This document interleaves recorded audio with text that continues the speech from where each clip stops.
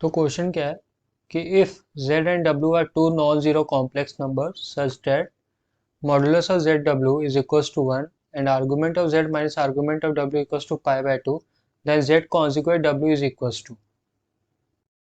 तो सबसे पहले आज का ज्ञान आज का आज का ज्ञान ज्ञान क्या है आज का, कि अगर जब भी आपके पास बहुत सारे कॉम्प्लेक्स नंबर एक मॉडुलस के अंदर लिखे हों, जैसे z1 z1 z1 z2 z3 zn, ये सारे क्या है प्रोडक्ट में लिखे हुए हैं और इन सब का मॉडुलस, तो हम लोग क्या कर सकते हैं, इंडिविजुअली मॉडुलस ब्रेक कर सकते हैं।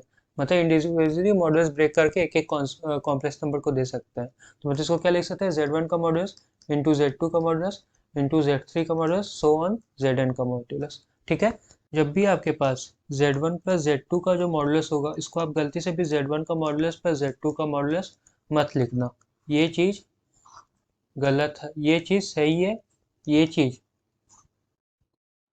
ये चीज इसको आप z1 प्लस z2 का मॉडुलस को आप z1 प्लस z2 का मॉडुलस तभी लिख सकते हैं जब z1 z2 क्या हो, कोलिनियर हो। सब z1 z2 और ओरिजिन भी क्या हो, कोलिनियर हो।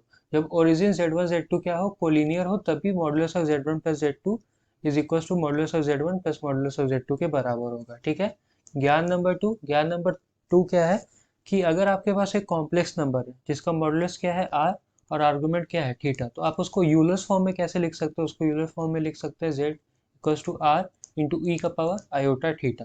यहाँ r क्या है, मॉडुलस ऑफ कॉम्प्लेक्स नंबर, और थीटा क्या है, आर्गुमेंट ऑफ कॉम्प्लेक्स नंबर। ठीक है, अब आते हैं बैक टू क्वेश्चंस।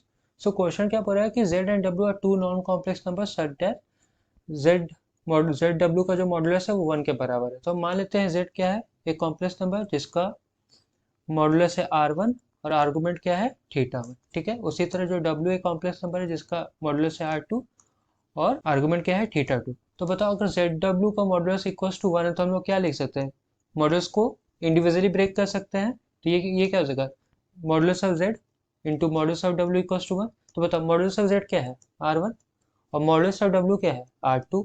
ये क्या यहाँ से क्या पता चला कि R1 R2 क्या आएगा, 1। इसको संभाल कर रख लेते हैं। अब आते हैं जो हमें फाइंड करना है, हमें फाइंड क्या करना है, अच्छा एक और चीज, argument of Z minus argument of W equals to pi by 2, तो हम क्या बोल सकते हैं, थीटा 1 क्या है, argument of Z minus theta 2 क्या है, आर्गुमेंट ऑफ W, और ये किसके बराबर हो जाएगा, पाई बाई 2 के।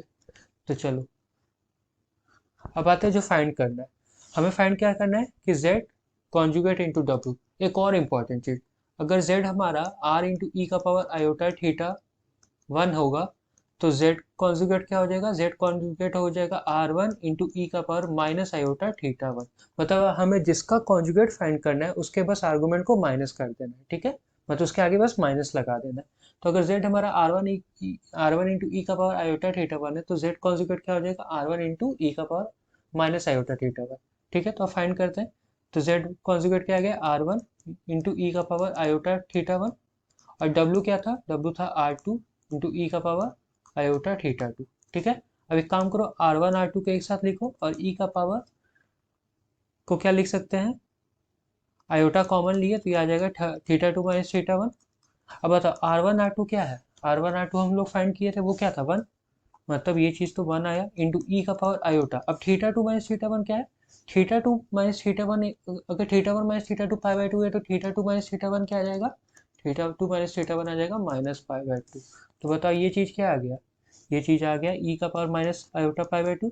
हमें ये पता है कि ई का पावर आयोटा थीटा को हम लोग क्या लिख सकते हैं, cos theta plus iota sine theta. ठीक है, ई का पावर आयोटा थीटा को क्या लिख सकते हैं, cos theta plus iota sine theta. तो उसी तरह ये क्या आ जाएगा, ये आ जाएगा cos minus pi by 2 plus iota sine minus pi by 2।